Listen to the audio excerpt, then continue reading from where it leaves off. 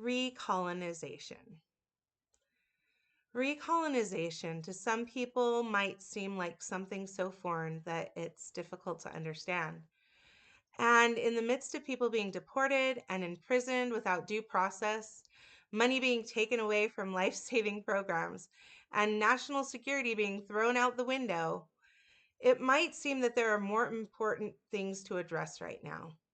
But in reality, recolonization is one of the greatest barriers to American ideals and those unalienable rights we hold dear. President Donald Trump has been waging a continual campaign of recolonization.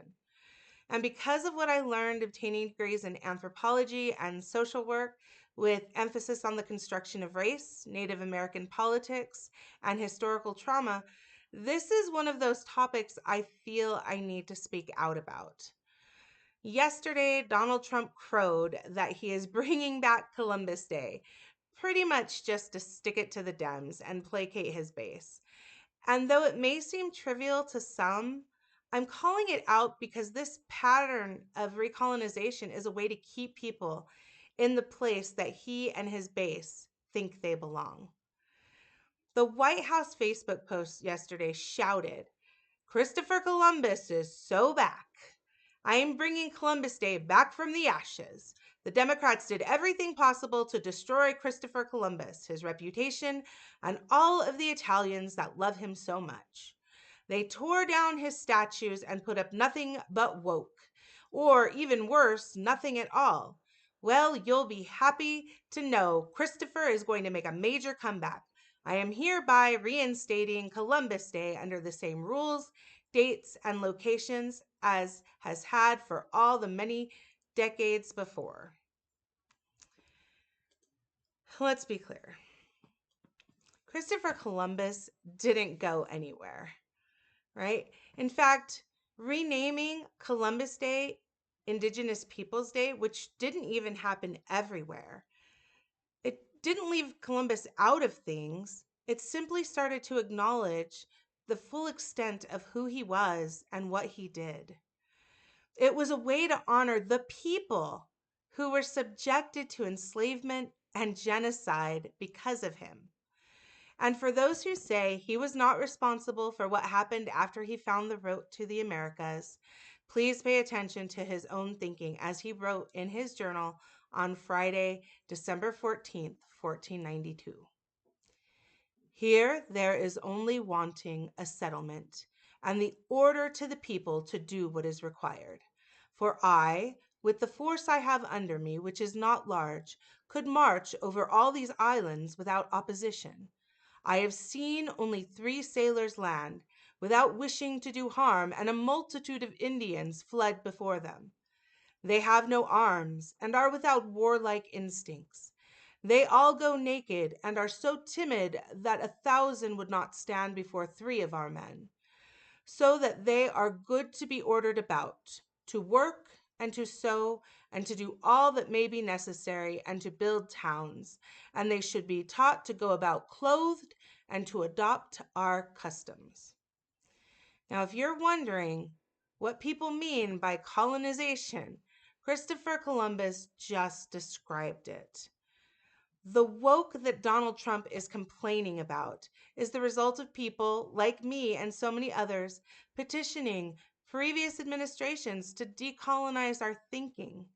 Because honoring the accomplishments of Christopher Columbus includes honoring the fruits of those accomplishments, which, as I said before, include enslavement and genocide.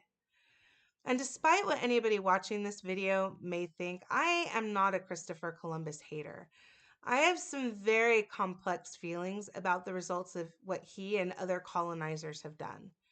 I'm a descendant of both the victims and the perpetrators of colonization.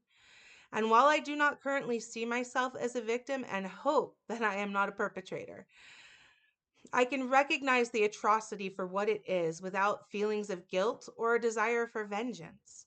But I have a passion for making sure that we don't forget or perpetuate the worst of Christopher Columbus's legacy. And yes, knowing this is woke. It is uncomfortable information that we have to sit with in light of the hero worship afforded Christopher Columbus in decades and centuries past. It is waking up to the flaws in the American legend we like to perpetuate of our greatness. The United States created this narrative of the shining city on the hill, and I don't think that's completely wrong.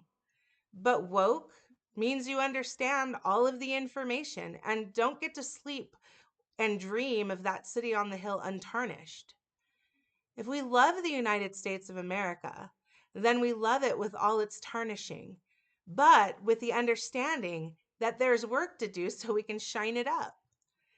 We cannot change what was done, but we can change what we do in the future. And to do that, we have to know our past.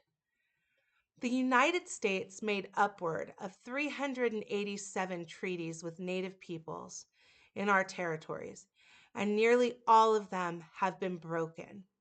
And Donald Trump wants us to forget that because it's uncomfortable. The name Denali was reinstated by the Obama administration to acknowledge that when we named it Mount McKinley, we were trying to erase the native name of Denali that had been used centuries before Europeans arrived.